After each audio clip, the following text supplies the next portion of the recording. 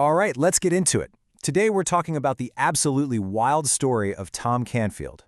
He's a veteran trader who took a hit so big it nearly destroyed his entire career. But what's really fascinating is what he learned climbing his way back. This is a story about money, for sure, but it's really about mastering the war that goes on inside your own head. And this quote from Tom himself, this is pretty much the whole story in a nutshell. It flips the script, right? It says trading isn't about a better strategy, it's about healing yourself. It's a deeply human thing. So, to really get the impact of his fall, you first have to understand who this guy was. Meet Tom Canfield. We're talking about a retail trader who had been in the game and winning for over 20 years. Yeah, see, this isn't some story about a rookie blowing up his first account. For 2 solid decades, Tom was a successful swing trader. He supported his family, built a life, all from the markets. And that long history of success, that's what makes what happened next so shocking. Because in the winter of 2018, everything changed. It wasn't a bad month or a bad week. It was one single hour that would completely redefine the next few years of his life. And the number, it's just staggering. $500,000, a massive chunk of everything he had built over 20 years, just gone. And what's truly mind-bending is the speed. It all evaporated in 60 minutes. You can't even process that. The financial whiplash, the mental shock, it was immediate and it was devastating. And you can hear it in his own words.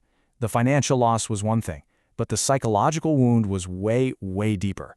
This wasn't just a bad day he could bounce back from. It was a trauma that left him in a fog for a year and a half.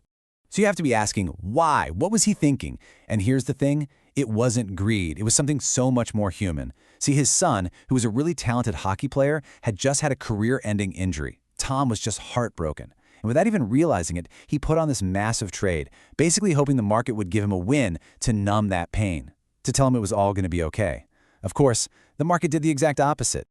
So, what came next? After a blow like that, it wasn't a quick recovery. It was a long, painful downward spiral. He was totally lost, and every single move he made to try and get back on his feet just pulled him deeper down. I mean, what a perfect way to describe it. It's like he'd been overthrown in his own mind. The rational, experienced trader he'd been for 20 years, gone. And in his place was just this chaos of fear and anger and desperation. And this became his new reality, a totally destructive cycle. He couldn't get a feel for the market's rhythm anymore, he didn't trust his own git, and the biggest driver of it all was this burning obsession to get the money back.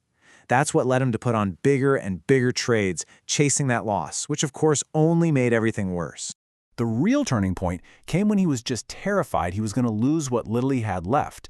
So he did the hardest, but also the smartest thing any trader can do in that situation.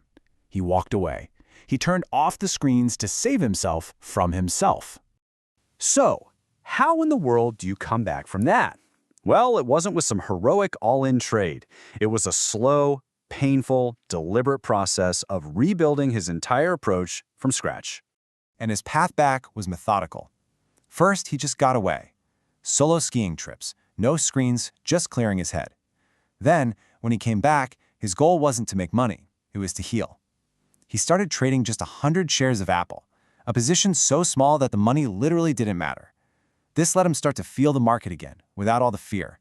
And through that process, he accidentally discovered a whole new style that was actually a better fit for him, day trading. And this is the key. The real breakthrough wasn't a new strategy or some secret indicator. It came when he was so emotionally drained, so beaten down, that he finally truly stopped caring about the money. That detachment, that's what gave him his clarity back. This entire brutal experience basically boiled down to one single guiding philosophy, a concept that would completely change his relationship not just with trading, but with himself. And you can just see the transformation here. Look at the contrast. His old self felt like a job. He was always chasing the money, always biased by positions he held overnight. His new self was free. He let it go. He was fresh every day, starting in cash, and he actually found the fun in it again. He loved the challenge. So what does letting go actually mean here? Well, it's about releasing your grip on everything that isn't right now. The loss you just took, let it go. The profit you hope to make, let it go. Your ego that's screaming at you that you can't be wrong, you got to let that go too. It's about seeing the market for what it is, not what you need it to be. And here's the beautiful paradox in all of this. For a year and a half, he fought like hell to get that $500,000 back, and he just kept failing. But the moment he genuinely, truly let go of that goal, he made it all back in just 5 months. Success didn't come until he stopped chasing it. This whole thing also taught him a really crucial but subtle lesson, the difference between self-belief and self-trust. Self-belief, that's your foundation. It's the core confidence that no matter what happens, you can recover from it. But self-trust, that can actually be dangerous. That's the blind faith that you won't make a mistake in the first place. And Tom says it perfectly right here. He believes in himself completely, that he can handle anything the market throws at him, but he doesn't fully trust himself not to screw up. That little bit of humility, that awareness that he could fall at any moment, is actually his greatest strength now. So, after all that, what are the big lessons here? Well, first, your real edge in the market isn't some secret setup. It's how good you are at getting back up after you get knocked down. Second, mastering your emotions isn't part of the game, it is the game. And finally, real freedom and peak performance don't come from tightening your control. They come from letting go. You know, in the end, Tom's story isn't really about the money.